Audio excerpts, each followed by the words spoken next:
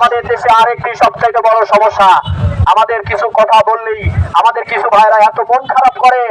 আমাদের ছোটবেলা একটা শাস্ত্র শুনেছি আমরা দাদা দাদির কাছ থেকে, যে মাথার নিচে কে, মাথার নিচে কে, বলেন মাথার নিচে কে, আমি কোলা খাই নাই।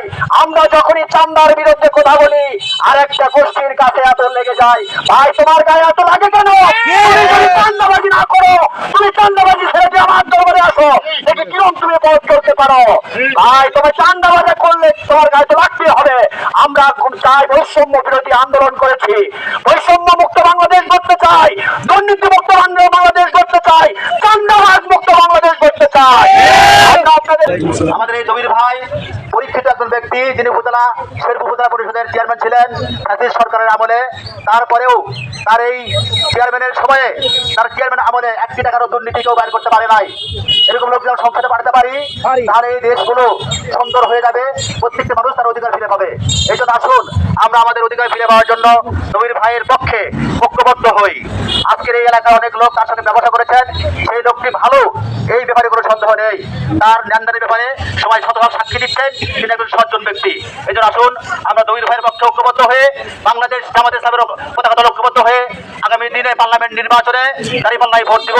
আমাদের মার্কা দাঁড়িপাল্লা মার্কা, আমাদের মার্কা এবারের মার্কা, জমির ভাইয়ের মার্কা, পার্লামেন্টের মার্কা। আসসালামু আলাইকুম। সংগ্রাম সংগ্রাম চলছে অবিরাম, কবুয়ের হবে না তো শেষ। এর নাম বাংলাদেশ। 1952 সালে অনেক রক্ত ঝরিয়ে আমরা আমাদের মাতৃভাষাকে ফিরিয়ে পেয়েছি।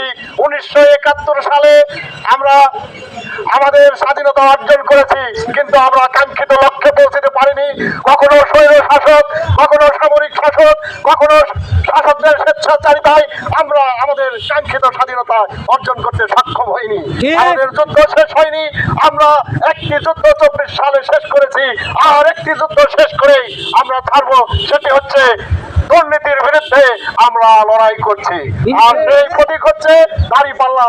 আপনারা সবাই সেই প্রতীককে জয়যুক্ত করে অন্যায়কে সামলে উৎপাদনে সহযোগিতা করুন, এই প্রত্যাশা রেখেই আমি আমার সংক্ষিপ্ত কথা শেষ করছি। আসসালামু আলাইকুম ওয়া রাহমাতুল্লাহ। দুর্নীতি মুক্ত করার জন্য বাংলাদেশের দুর্নীতি দমন কমিশন আছে, কিন্তু এই দুর্নীতি দমন কমিশন থাকার পরেও বাংলাদেশ থেকে দুর্নীতি দূর হচ্ছে না।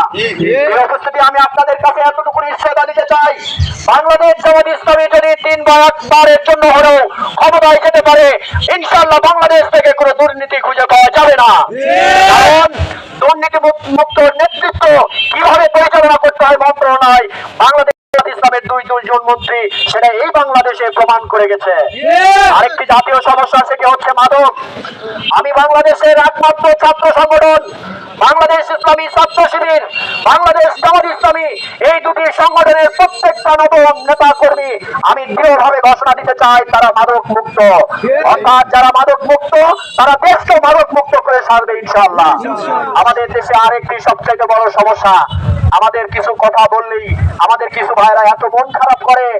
আমাদের ছোটবেলা একটা শাস্ত্র শুনেছি আমরা দাদা দাদির কাছ থেকে, যে মাথার নিচে কে, মাথার নিচে কে, বলেন মাথার নিচে কে, আমি কোলা খাই নাই। আমরা যখনই চান্দার বিরুদ্ধে কথা বলি আর একটা গোষ্ঠীর কাছে এত লেগে যায়। ভাই তোমার গায়ে এত লাগে কেন? তুমি যদি চান্দাবাজি না করো, তুমি চান্দাবাজি ছেড়ে দিয়ে আমার দরবারে আসো, দেখি কিরকম তুমি পথ করতে পারো। ভাই তুমি চান্দাবাজি করলে তোমার গায়ে তো লাগতে হবে। আমরা চাই বৈষম্য বিরোধী আন্দোলন করেছি, বৈষম্য মুক্ত বাংলাদেশ করতে চাই, দুর্নীতি মুক্ত বাংলাদেশ করতে চাই, চান্দাবাজ মুক্ত বাংলাদেশ করতে চাই। আমরা আপনাদের সাথে আছি। আর